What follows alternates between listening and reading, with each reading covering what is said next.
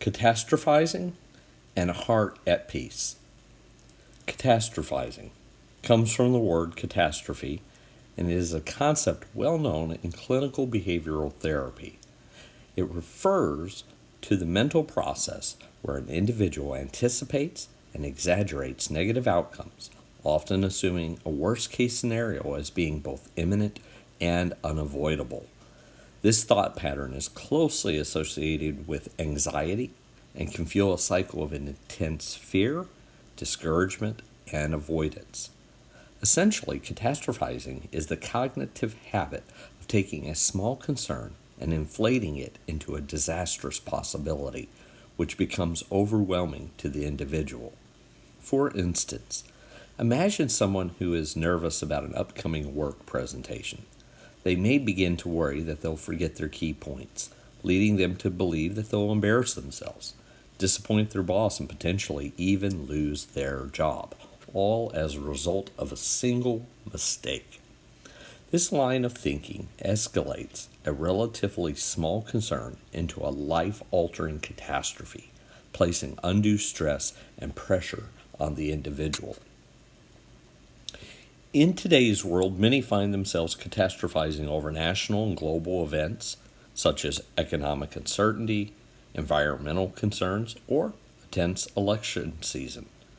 Fears of societal unrest, policy shifts, and economic downturns can become magnified, leading some to imagine an imminent collapse of stability or prosperity, perhaps even the end of the world, or at least the end of Western culture.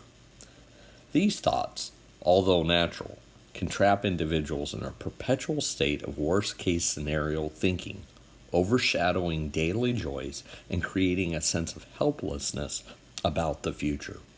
It can cause one to forget that even in the worst situations, one still has agency and options.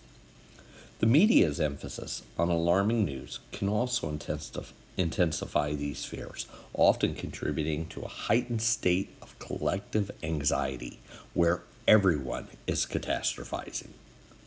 We forget how good the world really is, even when the times are troubled. In contrast, Jesus addressed this tendency to worry in his Sermon on the Mount, urging his followers not to focus on the troubles of tomorrow. In Matthew 6:34, Jesus teaches, "Therefore do not worry about tomorrow, for tomorrow will worry about itself. Each day has enough trouble of its own." This counsel calls believers to avoid excessive rumination on future uncertainties, reminding them that God's care is sufficient for each day.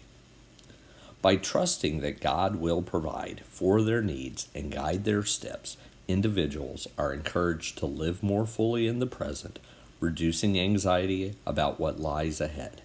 We trust God to give us all the resources we need to handle whatever comes our way. In fact, that's what the Apostle Paul says.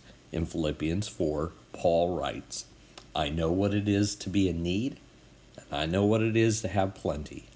I have learned the secret of being content in every situation, whether I am well fed or hungry, whether living in plenty or in want.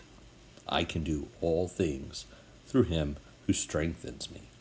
In other words, no matter the external circumstances, Paul can handle it, he can cope, he can create, he can find agency, and he can have power and hope through all of it.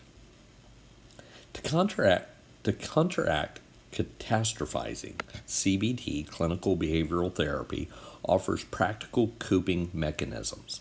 A key approach is to challenge catastrophic thoughts by asking oneself, what evidence do I have that this worst-case scenario is likely to happen? Or, how would I realistically handle it if it did? By grounding thoughts in reality, individuals can break down exaggerated fears into manageable possibilities, promoting a sense of self-control. Another effective strategy is to remind oneself that uncertainty does not equate to disaster. Instead, it is simply an aspect of life that we can learn to accept with peace. In fact, far from things turning out bad, sometimes they turn out much better than we had thought. To put it another way, the chances are you have already gone through several bad events in your life. Some of them, you may have thought, would deliver you such terrible setback and that you would never be able to move forward again. Yet here you are. You survived. You found a way to keep moving. You found yourself stronger, more resourceful, and better prepared than you had thought was possible. Scripture further reinforces the message of resilience and hope in the face of uncertainty. In Romans 8:37, Paul offers a powerful reminder of the believer's strength.